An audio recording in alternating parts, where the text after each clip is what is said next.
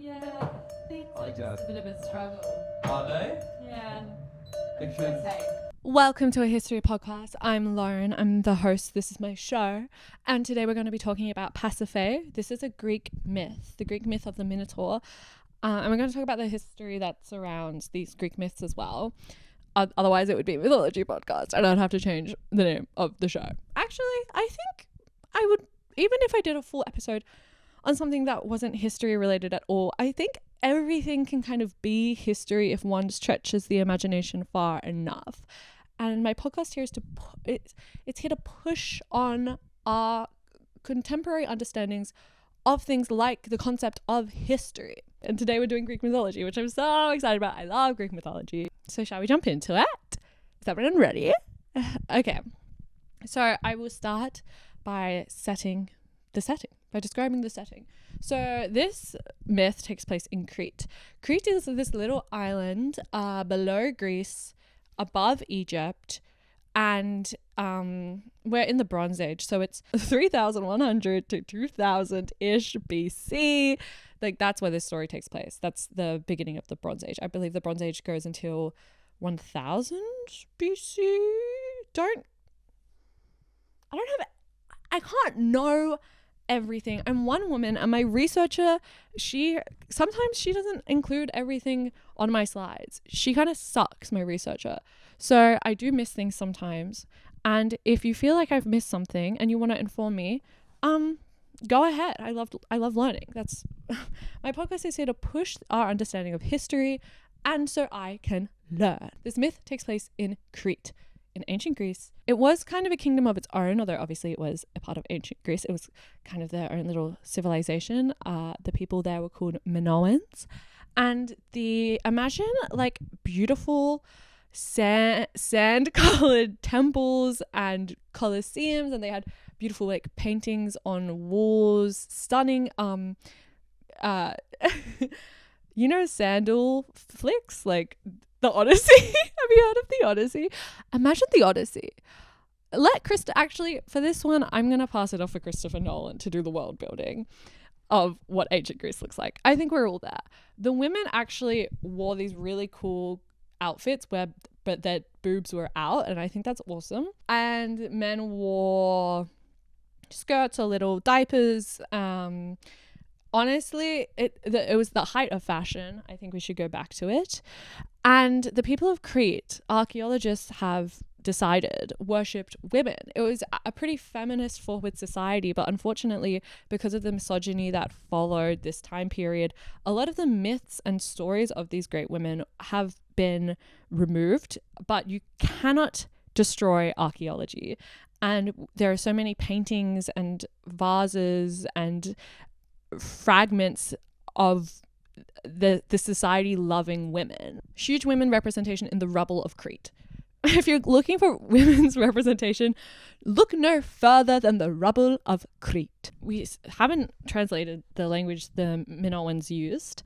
They were very clever though. They started out just kind of creating things out of clay, and then they ended up controlling a lot of the trade going from Africa to Europe, and they dominated a bunch of towns.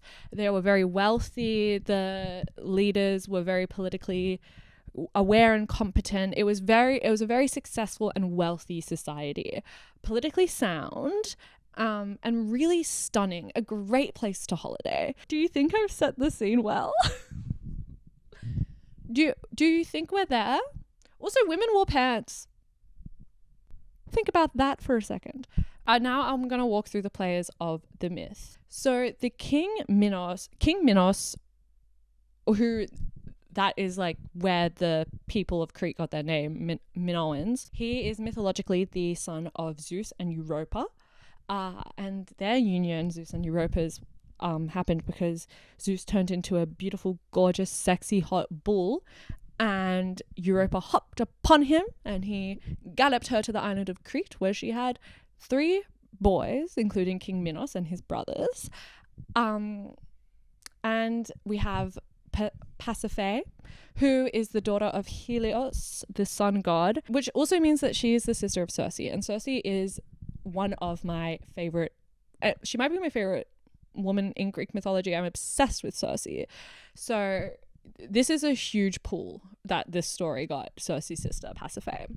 Her lesser known sister, Pasiphaë. Oh, I should be explaining what they look like. I'm so sorry.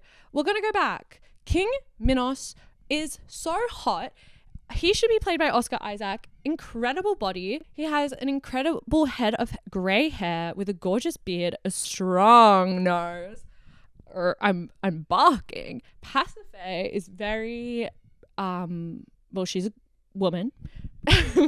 Greco-Roman art representations of mythology always have the men looking like delicious snacks and the women are just kind of there. They weren't attracted to women, these artists, I swear to God. But she is often depicted in a dress. Her hair is often pulled back, which was the style of the day, and she's adorned in jewels, and she's a very elegant looking lady. She also has a bit of a narrow face, a pointed jaw, reddish hair, and stern yet thoughtful eyes. Now, the third person, Daedalus. He is a celebrated artist and craftsman, most known for his greatest creation, Icarus. I was trying to find images of Daedalus so I could describe him to you, so you can picture the story as it's unfolding. And in all of the images of him, he's always depicted with Icarus. He's middle-aged. He's also built pretty well. Not as sexy as King Minos, but who is? And he has brown hair, curls, beautiful curls. He's quite tanned. Those are the three characters: King Minos, Pasiphaë, and Daedalus. And we also have the city of Crete. And yes, okay. So time to talk about Greek mythology. Time to talk about Greek mythology. Sorry, I have to be chill. I'll chill out. When Minos was contending with his brothers for the throne, as you remember, he's one of three. His mother was a boy mom. Lucky Europa. That was a joke. Let's talk about boy moms. When's the episode on Freud gonna be? I need a guest for that. I need guests. I'm already getting lonely. This is my second episode of my history podcast, and I'm already like, okay, I feel like the woman in the yellow wallpaper book. Like, I'm going crazy. Okay, anyway. When Minos was contending for his brothers for the throne, he asked Poseidon to show him a sign of support. Poseidon sent a snow-white bull. History's words, not mine. And Minos used this to assert that the throne as his divine right. As his prayers were answered, he sealed the prayer with a vow to sacrifice the bull immediately as an offering of symbol and service. But Minos beheld the bull as an asset, a position of advancement, and instead went to a merchant in town and said, "Can I have your whitest bull?" Don't worry about why. And he slayed that bull on one of Poseidon's altars, and he put his the Snow White, the sea bull, if you will, into his own herd. So the Cretan Empire was greatly prospering under King Minos's rule, and it was a great time, commercial supremacy and such and such and such. And King Minos was seen really as a very virtuous, good, noble king and lawmaker and person, the Zoran of Crete. He was the politician to be. The capital city was becoming luxurious and elegant. Think Dubai. Don't. Actually, think whatever you want. I can't control your thoughts. But yeah, as far as the civilized world went, which once again, civilized world has huge undertones. That's not from me. That is from the story. By the way, I should put credit where credit is due. Joseph Campbell was the man who I used to research this tale. So if I say anything dicey, that's not me. That's on Joseph Campbell.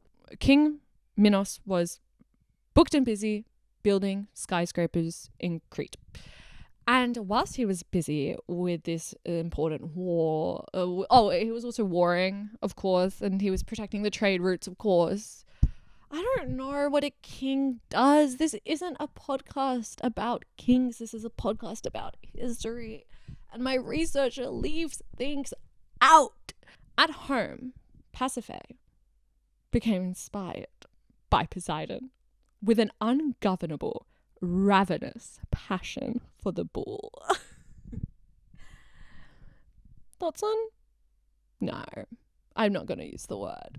But I hope you're fine with the story. I should have done a trigger warning for bestiality.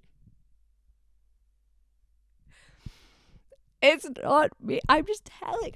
I'm a harbinger of information. Like, none of this has come from my mind. I share. So, inspired by Poseidon basically means Poseidon made her feel this way. Your Honor, it was me after doing something crazy. Your Honor, Poseidon inspired me to do it. I had no control over my urges. 'Twas Poseidon. So she called on Daedalus, because he was an artisan and a craftsman, and he fashioned her a wooden cow that she would deceive the bull with. And to quote Joseph Campbell, my source for all this, this wooden cow, into which she eagerly entered, and the bull was deceived. I think we all know what that means. They had a wine. The bull cooked her pasta. Beautiful. The saxophone started to play. She said, I should probably go. My husband's gonna know that I'm gone. The bull said, your husband? He hasn't paid you attention in years. And she said, well, he's busy. He's a king. He has things to do. The bull said, but if I was a king, all of my attention would still be on you. You're so beautiful with those stern eyes and one tit out. You're the most gorgeous woman in the world. She was like, oh, I guess it's starting to rain and it's quite a long trek home. The bull says, just stay. Nothing has to happen. She goes, fine. I'll stay. Whole while, she's planned this. Hi, this is Lauren coming from the editing room. I realized when I was editing it that I never actually explained what happened. I just did a stupid bit. Well, actually, no, I did a very intelligent and wise and fun bit that everyone loved. You loved it, right? So Pasiphaë had fell pregnant from this encounter, and she gave birth to the Minotaur, who I will let regular podcasting Lauren get back into that. He actually has a Christian name. It's Asteron. Beautiful. But we just call him the Minotaur because we're friends. What's very interesting actually about the Minotaur is that he's born with a bull head and a human body, where in Greek myth, more often than not, it's the human upper part and the animal lower part. So the fact that he is the animal top half, human bottom half, there are implications. There are implications. And I'll leave that on the table. And I'm happy to leave that on the table. Just consider it. That's all I'm saying, is that's something to consider. So she bore the Minotaur, and then she raised him amongst her own children until he unfortunately became too much of a danger because he had to eat humans, I guess. And he was going through a teenage phase, and she said, this has just been enough. Imagine that. Imagine you have a one-night fling, and then you get pregnant, and then you give birth to a Minotaur. Like, she had enough. So, but she kind of didn't want to give up her kid. So her and her husband came to a conclusion. Daedalus was called upon once again, summoned to construct a tremendous labyrinth. And the labyrinth had blind passengers and little hiding spots. It was such cheeky work that Daedalus himself was scarcely able to find his way out. You know, my first memory was actually getting lost in a maze. This is my first memory, yeah, at Amazing Things.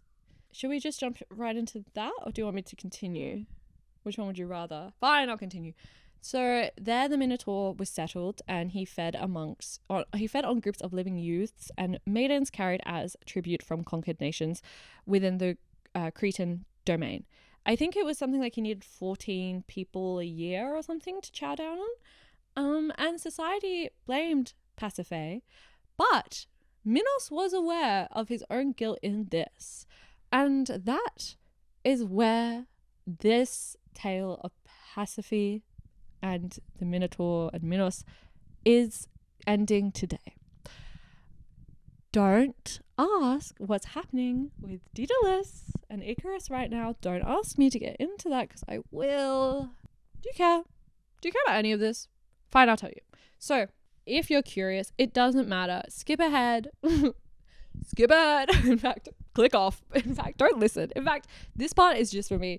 King Minos decides that Daedalus is too much of a threat to Crete because he knows how to about the labyrinth, and he constructed it, and it's too much now of an asset, and he's sending people into the labyrinth as tributes for the Minotaur to eat, and he's quite proud of it all, and he thinks Daedalus has the cunning to take it all down, which is not really true. He's kind of just a silly old man, a genius nonetheless. So Daedalus and Icarus get put into jail. The jail escape story of the century, of the millennium. I mean, when we're talking Greek mythology, I feel like Icarus might be, it would be Heracles or Hercules, as you Disney fans like to call him. Probably Hercules would be the top known one, but Icarus is pretty high up there in the general public's understanding of Greek mythology. And yeah, this is why he died, is because they had to escape a prison. It's the same, it's the lineage, it's the story, it's the cause and effect, it's the dominoes of Greek mythology. I mean, it's thrilling. You in Greek mythology, it's like a tapestry that you pull on one thread and then you're like, oh my God, there's 100 more threads. And then you take a step back, you're like, there's 10 million more threads. So much to get into. But we don't have the time. Now I'm going to talk about this myth in Greco-Roman society. I actually don't know if it's pronounced Greco or Greco, probably Greco-Roman society, which is basically like when we're talking about ancient Greece and we're talking about ancient Rome, they were so interwoven in the telling of these myths.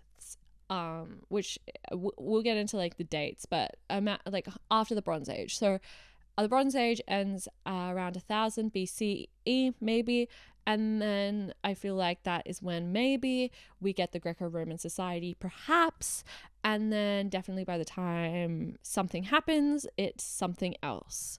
In mainland Greece, archaeologists have found she had a shrine of her own, a room of one's own, a shrine of one's own, where she could write her little books. There, she was worshipped as an ocular goddess, which is a female deity connected to prophecy, earth wisdom, and divine counsel. It was a small shrine. It was humble. It wasn't that big. So she wasn't that popular. And it was near a stream, beautiful. And there were 2 bronze statues, one of herself and one of Helios, the god of the sun, her father, and father of Circe. We have to remember that she is Circe's sister. So cool. In this shrine, much like all other shrines, we can just assume that this happened. Worshippers would come, they would get high, and they would dream, and she would speak to them. Beautiful. Girls' night. She has been cited as a solar goddess, but that has ties to ancient Mesopotamian religion, and we're just not going to get into that right now, and maybe ever.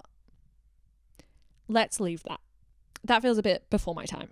That's kind of how she was treated in Greek society. She had one shrine, a little baby shrine. From this, the reception of the myth has people in 2 camps. We have camp 1, people who blame Minos for this monstrosity that is the Minotaur. The Minotaur isn't liked, by the way. He's kind of treated as a monster. I think he's fine. I've never met the guy. I can't cast judgment until I meet him. I won't really have anything to say about his virtue, but yeah, I guess he's seen as a freak. So people blame Minos for this whole thing happening. Some people, camp 1, as the legend goes, the primary fault was not on Pasiphaë but on Minos. And he could not blame her because he was aware of what he had done. He had converted a public godly event into personal gain and failed to return the bull, thus cause and effect. We all know what happened. Essentially, he is this idea of selfish incarnate. This is camp 1, which very excitingly Euripides was on that side of history as well. Huge. So Euripides was a playwright. If you don't know, now you know. And he was kicking around in 450 BC, and he wrote a play about this myth. It's called Cretans, but it is lost. So there are very few fragments that have survived. Luckily, what has survived is an epic monologue from Pasiphaë. Would it be weird if I performed it? How are we feeling? Are we feeling ready for a performance? Would that be weird, or are we fine with that? Well, it's my podcast, and I get to make these decisions, and I say, perform. This is known as Pasiphaë.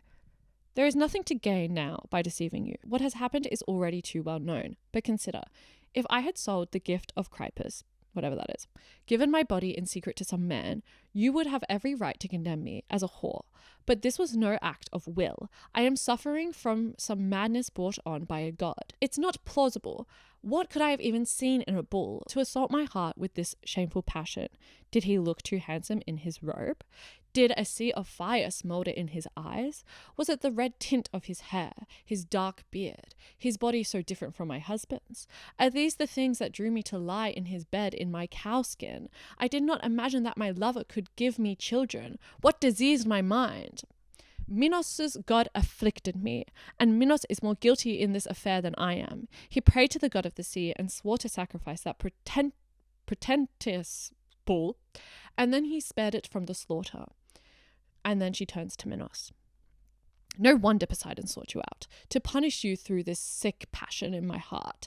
As the innocent mother of this monster, I tried to conceal the god's assault, but in your cruelty, you put your wife's humiliation on display, as if you'd have no share in it. It is your fault and my sickness, my destruction, the result of your sin.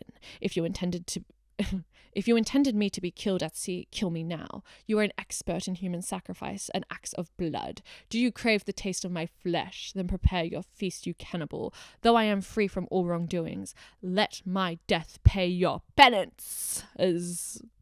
So that's Euripides' take on the situation, and Camp 1 of the modern scholars' take, which is she is an innocent party in a game played by Minos and Poseidon. Camp 2 is blaming the whore, their words not mine, and saying that Pasiphaë is ruled by lust and she's a slut. So Ovid actually is my source for this. This is what some scholars like to cite. He's Roman, by the way. That should be mentioned. He's not Greek. And this book was published in the year 2. Imagine being around for the year 2. This book that was published in 2. What year were you born? 2? A bit about Ovid. He's freaky and weird. And he published this book called Ars Amatora, which was basically a book series. They're telling men how to find and keep a woman. It is incredibly bad. Misogyny is about to, after this period of history, like take off in huge ways, like in ways we've never even seen before. And this book, honestly, it gets cited a lot during the medieval period as a reason why women should stay in their place and not advance or have any rights, and why you should assault women. It's such a violent book, and it reminds me of those pickup artist books, and also it's kind of the books that men are reading today. So nothing's changed. Evil just gets a new face. Ovid writes, Pasiphaë took pleasure in becoming an adulteress with a bull. And then he also wrote, herself she is said to have plucked new leaves and tenderest meadow grass for the bull with unaccustomed hand. She goes in company with the herds, nor does thought of her lord delay her going, and a bull triumphed over Minos. Basically saying, like, she's a slut. The third camp is more secretive, and there aren't a lot of scholars in it because this is my personal opinion and no one has ever written this opinion before, and this is new. So this is a hot take in the historical and mythological understanding of this myth. I believe that there is a reason why people tell themselves these stories and have fun with fiction, and it's to escape their realities. In my opinion, like, this is how I put my contemporary viewing onto it. Like, who knows why this, I mean, I think obviously the tale is like, if you tell a god you're going to kill a bull, kill the bull. But I think a really cool contemporary viewing of this myth is that when people are left to their own devices, they will find something to love, whether it be the sexiest, hottest sea bull you've ever seen, or fictional characters, or Greek myth. Like, You leave someone alone for too long, they're doing some freaky shit. You leave a woman alone for too long, she's reading some disgusting paperback on that tram. That's my personal takeaway, that this is a story about what happens when the eyes are off of you and you can do what you want. And Poseidon says, go girl. What's that quote from Go Girl, Live Happy Days to Happy Nights, or whatever the maid says to Juliet, go live your happy days and happy nights. Like, that was Poseidon.